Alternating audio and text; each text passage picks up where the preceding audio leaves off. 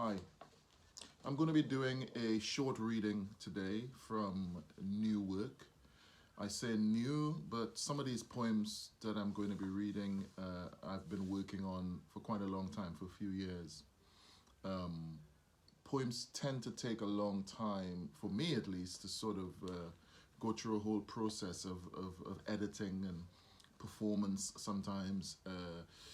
And constant drafting, and in a lot of ways I think that the poem is not actually finished until it's printed on the page. And even then, you still look at it and think, oh, I wish I could change this or I could change that. So uh, I've often been considered, I guess, an experimental poet or whatever that means. I mean, I don't see my work as being that experimental, at least not anymore. I think, the idea of the black avant-garde is also something that's been sort of applied to me. And I just wanted to talk a little bit about that before I start reading. Um, I grew up in Trinidad, so my sort of entry into UK sort of UK literary scene happened when I arrived here in 1989. And then after a few years after that, decided to sort of dedicate my life to poetry. But I'd been writing, in Trinidad since I was about 11. The things that inspired me then were calypso music, calypsonians, the way people spoke in Trinidad, the way we used language. Those are the things that informed me. And then later on, as I started sort of developing as a writer in the UK, I realized that several of the techniques and several of the ideas that I had in me since I was 11 years old, there were names for them. I found that actually I was a surrealist poet. I would be considered a surrealist poet. And I guess that comes from the influence of the Caribbean. The Caribbean is a real fertile ground for surrealism. If you think of the history of the Caribbean and that merging of Africa, the African continent, with the South American continent, that clash of cultures there produced magical realism and also influenced surrealism. And you only have to look at Trinidad Carnival to see how surreal, the Caribbean can be. And I think people like, Andre Breton, Salvador Dali, I think the surrealists, members of the surrealist movement were well aware that surrealism, the roots and well, not the roots, but some of the branches of surrealism existed beyond, France, and could be found, for instance, in the Francophone Caribbean with Aimé Césaire, for instance. So there's a whole tradition of surrealism going back through the Caribbean. In terms of, I guess one of the other strands of my work is an affinity to language poetry, to the aim or an effort to lift the word out of its prison of meaning. Is this one of the ways that I look at it? So finding a way, I always try to find ways to make my poems have sort of multiple layers and multiple meanings, and sort of act on multiple registers physically in the body, but also physically in the head of in the space of the head. So that sometimes creates a sense of confusion and dislocation in the reader. And yeah, that comes from generally writing for a very long time and constantly finding new ways to express oneself. And I think that's part of the job of any poet, and that is to consistently try to find new ways of saying things. In the UK, there has not been a black avant-garde really in the UK, which is kind of strange because the conditions that would produce an avant-garde movement are here. We have, one of the things that creates sort of avant-garde work or supports it or feeds into it is a sense of marginalization, and a sense that here's a group that are acting outside of the mainstream, that are not allowed into the mainstream for whatever reason. So they develop their own systems and their own aesthetics. That's one of the conditions that has led to avant-garde work in Europe and in America, for instance. And we have that here, black writers, up until the first sort of black writers that were published in the UK were published in, I think C.L.R. James was the first fiction writer to publish a Caribbean novel here in 1938. So, you know, we are looking at not a very long tradition of black writing that are being published in the UK. When I first became published by a mainstream publisher, this was going back to, like, I guess 2005, 2006, there were not a lot of us being published at that time. I say us, meaning black Caribbean, or even, you know, black British people. There were probably a handful of poets and novelists that were published by major presses at that time. And that always confused me, and of course it confused a lot of people, and there's been a lot of work done to sort of redress that. But at that time, in 2006, the idea of a black British writer producing a sort of experimental science fiction work was kind of unheard of, and I kind of stuck out, and therefore I was labeled avant-garde, experimental, which, you know, I'm happy with. I'm cool with that, because, you know, I think a lot of my work speaks to that, and a lot of my work draws on a tradition that is outside of the UK, you know, that is drawing on the Caribbean, but also drawing on language poetry, you know, drawing on jazz quite a lot, drawing a lot on surrealism, you know, drawing on people like Ted Jones, Breton, of course, but also drawing on just sort of the sort of black experience internationally. You know, a lot of my work is influenced by people like Amiri Baraka, for instance, or Clarence Major, you know, American writers and black American writers who have had, I guess, a longer history of publishing and discourse within their society. You know, there's been black experimental writers in the U.S. since, you know, the abolition of slavery. But for us in the UK, for some reason, we've lagged behind that. And that is another conversation to be had. So I'm going to read, as I said, some new work. I'm going to start off with a poem called Poem for Anthony McNeil, which is a poem that I wrote in dedication to the Jamaican poet Anthony McNeil. Poem for Anthony McNeil. Coin, headstone of an ark, a device for separating or holding form. Maculate, dirty bone, intractable, unnameable, defiantly untranslatable. Circumpolar distribution of the lemming, hissed, be silent. Idle, bucolic in the eclogue, Wallerfield. Signet and fluctuant. Leviathan, the devil and his wife at the bottom of the sea. Molecule, a homecoming, a people who. Hortaire, the halterback of Cousin Maria, 1978. Lacan, a Jesuit, who counts each breath from birth to dissonance, death. Basil, personification of death, the big man sobriquet. Positive transference, to tie the ex-spouse to Alice, the analysand. Surcease, like a stairway in Athens, not a bakery. Topology, the way the land, the air therein, river. 1982, the brightness of the image remains in the photograph. Space, the interstice of loss between canvas and paint. Homeomorphic, the curvature of emptiness. Nugatory, my people who do little more, it seems, than fertilize the earth, primitive hills.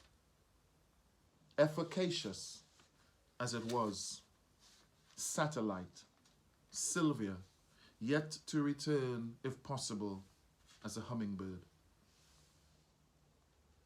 Tendentious, to propitiate the prayer side of the blade. Tenebrous, those shadowless. Sui generis, the animist or ghost of Oban who once passed through both rooms. Sinecure, or Cordillera, which hid Baptist fate, the knot of a waist. Trivet, actually a three-stone fire for a manitou, the weight of love, my father who was in Malik village. Shibboleth, like jablote of Akal trace, the aromatic seed or wheat of a people. Synecdoche, bone, red as in ruku or hogto soup in South. Prolix, perpetual unraveling. So Anthony McNeil was one of a handful of what you would call really experimental Caribbean poetry.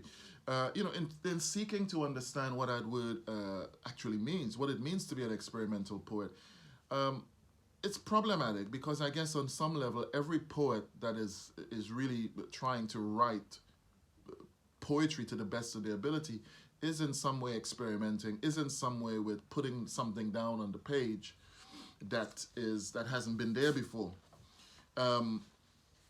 But for me, I also think that what I've been invested in is a political space of negotiation as a writer, because as Derek Walcott says, a black poet is twice the world's joke. So as black poets, we're kind of always starting we're always forced, it seems, to start from a position where we are negotiating identity and negotiating the right to be poets. And this is something that Frantz Fanon talks about as well when he says that, in the first phase of your development as an artist, as a Caribbean or a colonized artist, you always try to show that you've mastered the master's tools. But then in the second stage, you become very nostalgic. And it's only in the third stage that you become revolutionary. And you begin to challenge the status quo and challenge the canon and forge your own sort of literary revolutionary aesthetic. And I guess that's the stage that I am at. So this is Kamal. This is a poem for the Barbadian poet Kamal Braithwaite, who was a friend of mine, kind of a mentor, and just basically someone that I and my whole generation of Caribbean writers have looked up to for many years. Kamal died probably about 2 years ago now. Sorry, so this is Kamal, a black surrealist manifesto. For Kamal, for the furtive sound of his photo-aesthetic exegesis, for his secret textology, his liquid technology, the sepi, pure energy, seducing the air, lancing the plane of sight. And if vision is righteous and holy and pure, then Baba, you were the sonic sage, the one who never kept silent, the one who never wear necktie yet, the one who never knelt in pews, the one who wove beads of triplet notes with a trumpet in his throat, the infinite muse, a bad and contagious poet. Perceptible only in a glance, inevitable, emerging, dressed in black, much blacker than black, surrealist conflict. And I've been a black surrealist ever since I saw my grandfather chuck the wheel of his Austin Cambridge with a rock so it don't roll downhill and simple into the sea because iron don't float. I ran between vine and root, leapt over the wire where the land rushed wild to the east. I picked fruit still warm from the vine. So much hairy snake and pickabush was tying up the land. Come on, flash your costume, flash your rage, poet, play sailor mass, play jab jab, play junkunu, play rokotok music. Play with fife and bones and fiddle and flute. Play moko jambi, dance the juba with the hands akimbo. Play stick man and bust the carapace. Play mud mass, plot your root, piss blood, piss rum. Wear the brazen breastplate and the burnt wooden mask from the upper vaulter. Wear pins in the mouth like a tailor, carving a map of Africa on the corner of an island. Play kaiso, play calypso, play socalypso, play rapso, play jazz like a second skin. Reel you in, reel you in, reel you in.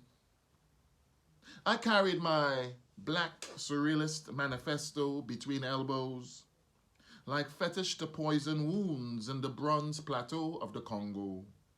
Read me in, read me in, read me in Brooklyn warehouse space. No running water, no hot heat, no light. But for none, for none, for none, for none. Read you in, read you in. I read you in every squall and bawl of the hurricane. Write this in the distance. Write this on the wind. Write this on the waves. Write this in fragments, on the islands. Write this in each trace of diaspora. Write this in every stone flung across the ocean, blooming into islands, islands, islands.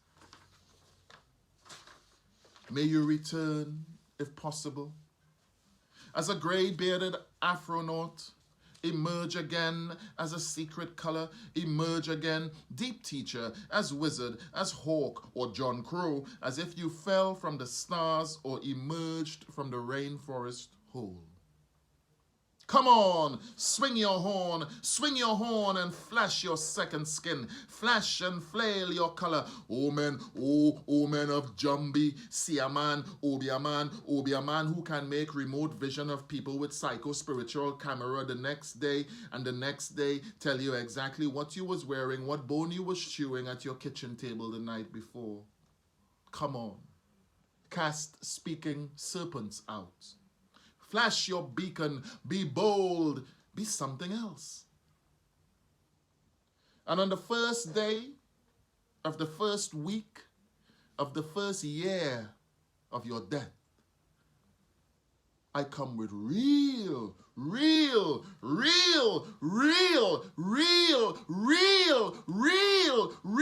fire this year.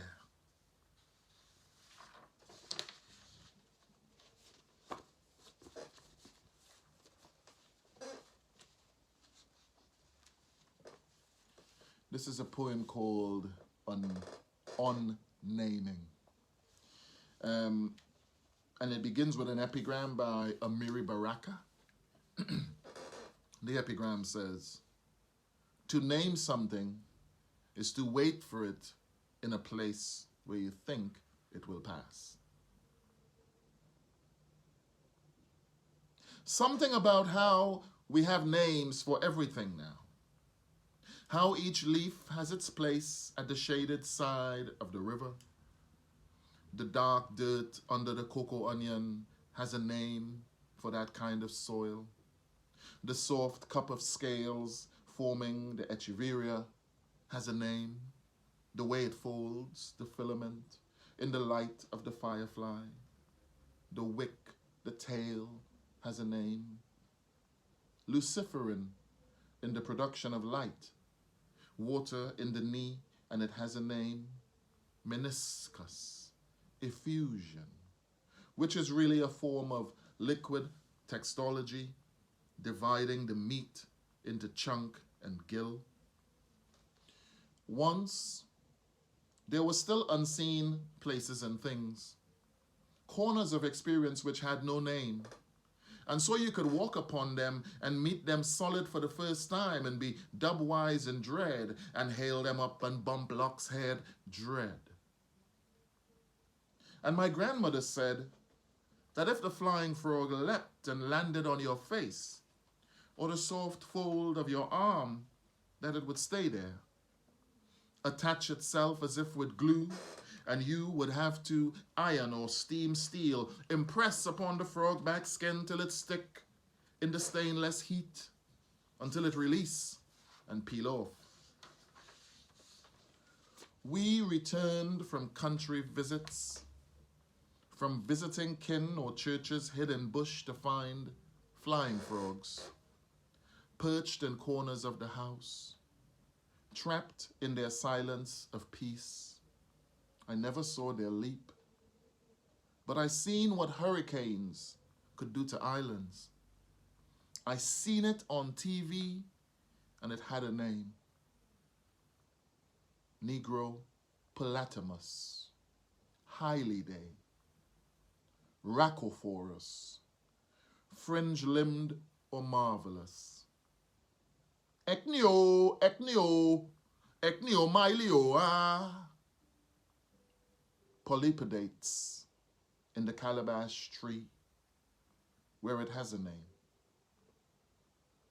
My cousin Alvin and the hillside where bananas are grown from seed. This place has a dance, and it has a name. Even vinegar has a seed. We were wild children. We had names with which we moved through space like blades.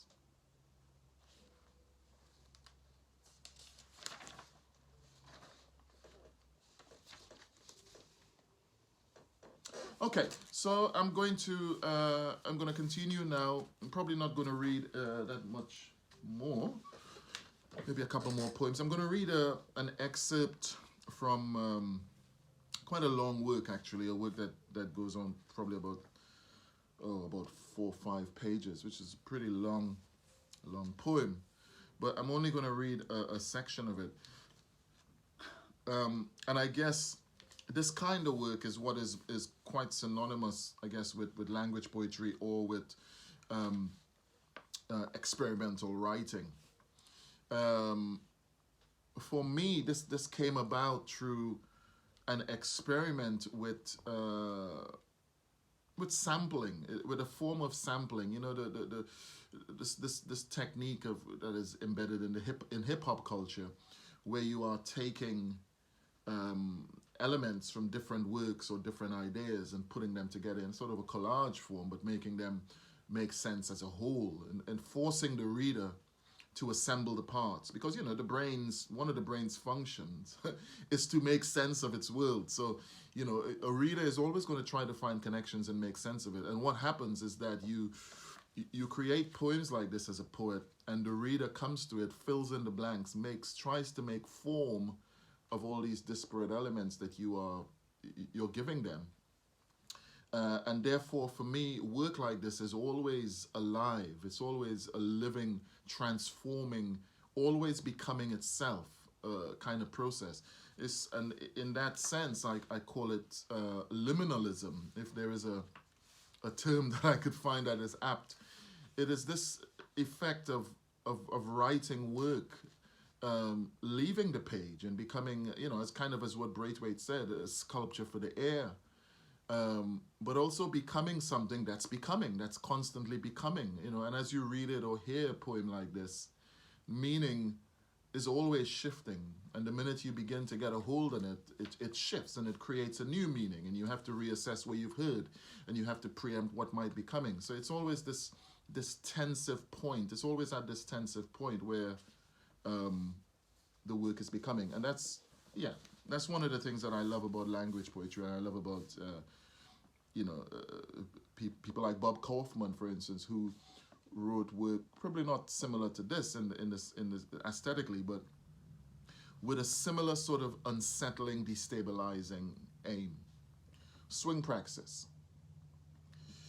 So swing praxis, actually, before I begin, swing praxis evolved into a song which is on my new album, but this was the origin of it. Swing praxis, in which, considering the lack of genealogical record, we establish ourselves as roots, which function as some aesthetic recourse to simultaneity, and which can be made greater with music which may accumulate to maximum impact and income, the native elements which are gratuitous and barely matched by catalogue or sustained by conflict. Since this is drama of powerful imagery, and by abstraction, opera, as disputatious yet unsuited to discourse and without instrument or mutual evolvement in exact science, and false upon each word or gesture or sign which we could neither exaggerate or improvise upon. Then so be it, and let us go home. We cannot easily be possessed by short lines of the dramatic, since somebody else is putting that screen there. That envelope, that yellow metal binds, and we may have to vote or tremble in that light adhesive, in a genre no one knew. And I saw its palpable excursion, and it was hard to love and be born at the same time as this trend, and fierce as her name was, thereupon something else was alive. Or ask him, he knows how to probe the instrument that you have. And everything has or had a growl and would die in water or defy to expose, to become an act of contagion or intrigue within political or typhoon regions, deep in dialect bush, or swing praxis. That music would be extending by adding 6 horns and harmonic cycles of hymn rhythm. An Isla, who seems to loop and regulate the unsaved and rural dynamic governed by this tendency to warp and react to the orthodox. Read me poetics of stone, of river, of bird, of tree, and hollow down where my Indian cousins have built their home, flat on the earth, as secular sound liberated from history, or the spectacle of black spirit duality transforms them with mutability, and they evolve from struggle and synthesis, from free jazz and mourning and hard bop and lightning Hopkins's Akpala hip shake, snake iron and skin, goat skin, milk, and that is not visible. Its function is different from its form. The image of Guinea and loas of riverless bridges and talcum fog in cult of cargo and candles used for sacrifice.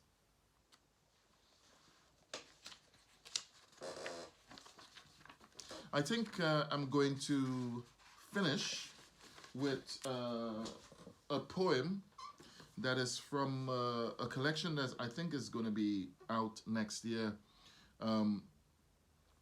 It's a collection I've been working on since the death of my father. I've been working on a series of sonnets called Sonnets for Albert, a series of poems called Sonnets for Albert. And yeah, I'm going to read, I can read maybe a couple from these. They're pretty short. So yeah, these are sonnets, but they're sonnets in a very unconventional sense. What I tried to do was write a sonnet that sort of echoed the rhythm of calypso in a way, and in so doing echoed the way my father spoke, the way my father, moved. I had a very interesting relationship with my father in that he was never really a father to me, in the sense that he wasn't around in my life very much. He was an absent father, and I would see him infrequently growing up. I lived with my grandmother, who was his mother. So whenever he came, he would come to visit his mom, and I would see him. It was, for a long stretch growing up, it was like that. And then later on in the early 80s, he sort of moved back to Trinidad, and yeah, we began to have a relationship, but we never could have the relationship that a father has with his son in the conventional sense. So yeah. I guess these poems are, in a lot of ways, they're ways of me trying to sort of bridge that gap and fill in that gap and understand him and understand myself as well in the process, and understand our relationship, or what the relationship could have been. So this is called Light. Light, fill the air around these houses. May my grandmother continue to water her roses and touch the aloe fronds in her forever time. Light. As you lit the morning, my father arrived unexpectedly in his new Hillman Hunter, and Mammy ran into the yard to embrace him.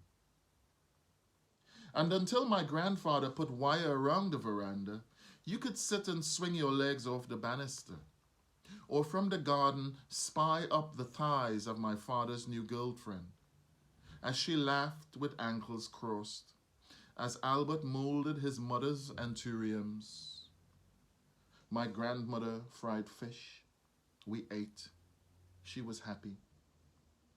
Even as she knew that later that afternoon, my father would be gone again into that gone momentum.